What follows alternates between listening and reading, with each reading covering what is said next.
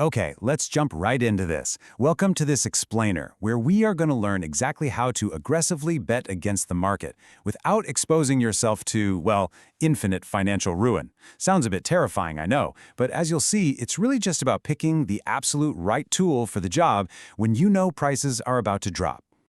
Real quick, before we dive into saving our traders' portfolio, this explainer is brought to you by CertFuel. They have a full Series 3 course with adaptive study quizzes, smart flashcards, and unlimited practice exams weighted exactly like the real thing. Definitely check them out at certfuel.com. All right, let's get back to the markets.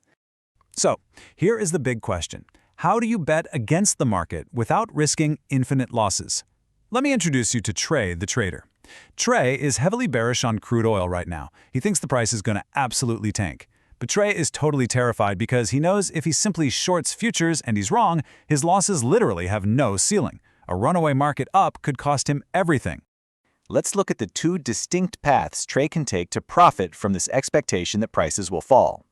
On the Series 3 exam, you absolutely have to understand both of these routes and exactly why a trader might choose one over the other. First, you have short futures. This gives you an unlimited worst-case loss if the market rallies against you. But hey, it costs absolutely no premium to enter. You just post your performance bond margin.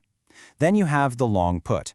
Your loss is strictly limited to the premium you paid, and that premium is your upfront cost.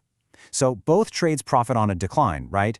But shorting a future has an open-ended loss, while buying a put caps your absolute worst-case scenario at that premium paid. To really get why the put is often the smarter choice, we need to talk about the villain of our story here, unlimited risk. Seriously, picture this in your head. Think of shorting a future as riding on top of a speeding elevator in a bottomless shaft. If that elevator suddenly shoots up, you are getting crushed against the ceiling of the building, and there is no limit to how fast or high it can go. It's terrifying. Buying a put, however, is the exact same bearish bet, but you're riding safely inside the elevator, with the ceiling bolted on. The premium you paid, that's just the cost of your ticket to ride inside. Okay, pay close attention because this is a massive exam trap. If the exam ever presents a bearish speculator and explicitly tells you they want to keep their risk limited or defined, they are actively trying to steer you away from the short future and directly to the long put. Keep risk limited literally equals buy a put every single time. Do not fall for the unlimited risk of the short future if they use those magic words. Here is another huge trap. Do not let the test trick you on direction. A put is the right to be short the future at the strike price. I know, the word long in long put totally confuses people. But buying a put gives you the right to be short. The value gains as the price falls, which is exactly what a bearish speculator like Trey wants. If a test answer says the put holder goes long, cross it out immediately. It's totally backwards. Now let's dive into the core math Trey needs to master to execute this trade without getting totally wiped out. I want you to burn this giant minus sign into your brain. The single most important calculation rule to remember is that the long put break-even subtracts the premium. It is the exact opposite of the call options rule. With a call, you add. For a put, you subtract. If you accidentally apply the call's addition rule to a put, you completely invert your math. It's the #1 calculation trap in this unit. So, these three formulas are going to dictate your success here. First, break even.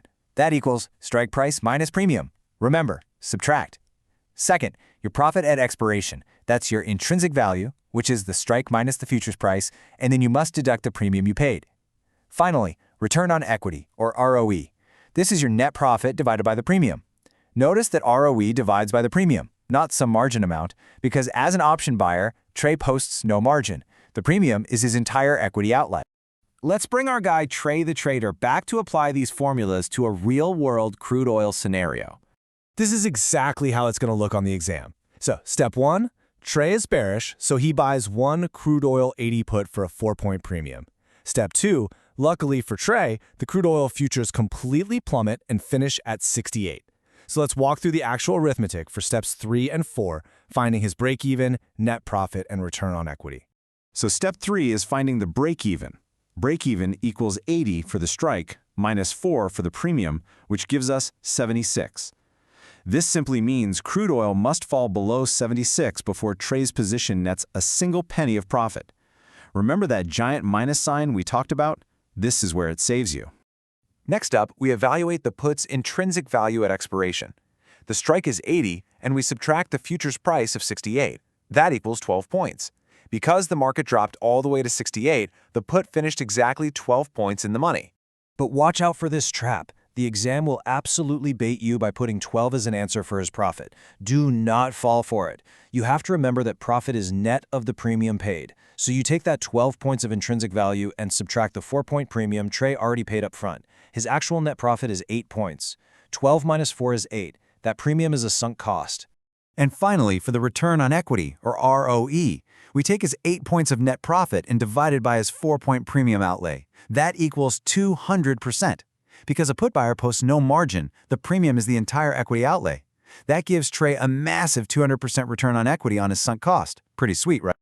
Okay, seriously, pause the explainer right now. Let's flip the script. What if oil sharply rallies to 100 instead of dropping to 68? Does Trey get wiped out? Calculate his absolute worst-case loss in your head before we move on. Did you get it? The answer is 4 points. Think about it. If oil rallied to 100, a short future would be down 20 points and bleeding endlessly with no ceiling in sight. But because Trey bought the put instead, that bolted elevator ceiling protects him perfectly. The market stayed above his 80 strike, so his put just simply expires worthless. His maximum loss is capped exactly at the 4-point premium he originally paid. That right there is the magic of the long put. Let's wrap up this explainer by locking in the most dangerous trick questions the Series 3 exam will definitely try to throw at you. Remember our callbacks from today. First, if you see the phrase keep risk limited, that points straight to buying a put. Second, a put gives you the right to be short, never long. Third, the put break-even always subtracts the premium. Fourth, your actual profit is always net of the premium paid. And lastly, return on equity divides by the premium, never by margin. So I'll leave you with this final thought. When you finally sit down for the exam and you see a bearish put calculation staring back at you, are you going to remember the giant minus sign, or will you let them trap you into adding the premium? You've got the tools, you've got the bolded ceiling, go crush it.